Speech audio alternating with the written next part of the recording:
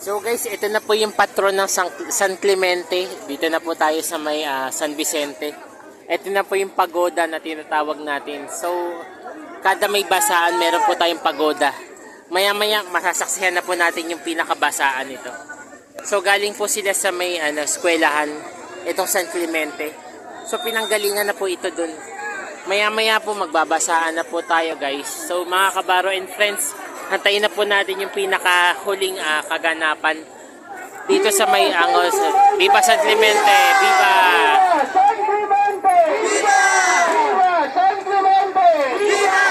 Ang natin ang ating mga patron! Ayan na po yung patron ng San Clemente. So, eto na po. Ayan na po yung pagoda. Makikita po natin siya guys. So, muli, happy fiesta po sa inyong lahat mga kabaro and friends.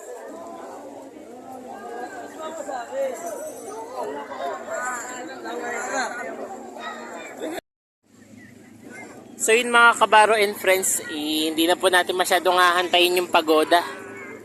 Dahil nga po kailangan nating lumayo. Yung iba dito na walang ID. So kailangan natin makita yung kaganapan dito sa Lakeside Eco Park. Ayan, marami na nga pong bangka ang nakikita natin dito guys. At syempre nakisaya na nga tayo dito dahil hindi natin matanggihan yung community dito sa bayan na to. Tuwing may piyesta kailangan makishot tayo. Wala tayo magagawa At ito, bahain na nga po ang bayan nito dahil sa Wawa. Dahil nga yung tubig nito malapit nga po dito sa Lakeside Eco Park. Kaya happy fiesta na lang po sa inyo mga kabaro and friends. At syempre, tiisin na lang natin yung baha. Kailangan nga lang po dito yung leptospirosis, iwasan natin. Wala Kailangan natin sumugo dito sa baha. Kasi syempre, pista naman po dahil kailangan natin to. At saka basaan naman po guys. Ayun yung pagoda nakita po natin mga kabaro and friends. Nagsisimula na nga po ito kaya lang syempre kailangan po nating lumayo. Para sa kaligtasan din natin, sabi nung nagsasalita. Kaya kailangan po natin na makita natin, ma-enhance natin, ma-pursue natin yung mga kaganapan dito sa bayan ng Angono. Kaya mga kabaro and friends, muli happy fiesta po sa inyo.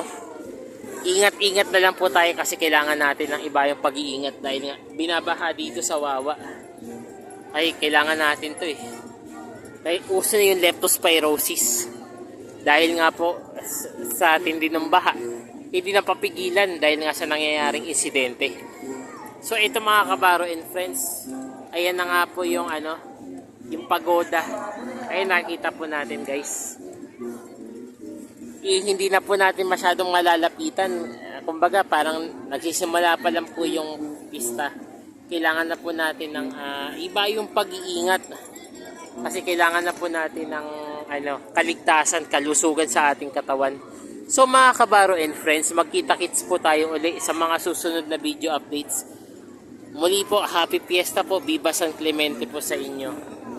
Ito po si Makabaro Channel na nag-iwan po ng magandang mensahe na tuloy-tuloy lang tayo sa ating ginagawa. Kumbaga sa community, makisama tayo para pantay-pantay ang ating tingin sa ating mamamayan. So mga kabaro and friends, ito po ang inyong lingkod, si Makabaro Channel. So ito po ang inyong lingkod.